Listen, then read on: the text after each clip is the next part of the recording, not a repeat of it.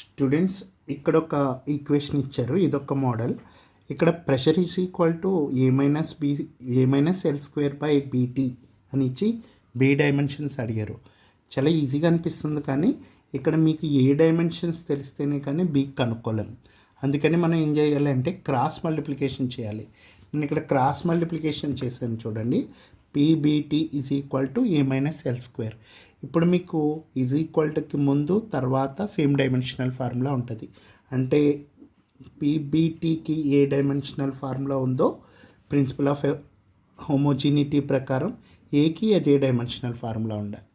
కానీ ఏకి ఎల్ స్క్వేర్కి సేమ్ డైమెన్షనల్. ఎల్ అంటే ఏకి తెలియదు కాబట్టి ఎల్ స్క్వేర్ అని తీసేసుకుంటాం, ఎందుకంటే ఏకి ఎల్ స్క్వేర్కి సేమ్ డైమెన్షనల్ ఫార్ములా. లెంగ్త్ కదా ఇది, ఎల్ స్క్వేర్ అని తీసుకుంటాం. ఈజ్ ఈక్వల్ టు పి అంటే ప్రెషర్ బీటీ అని తీసేసుకుంటున్నాను. ఇప్పుడు నీకు బీ క్యాలిక్యులేట్ చేయాలి. B dimensional formula is equal to L square by pressure dimensional formula into tea.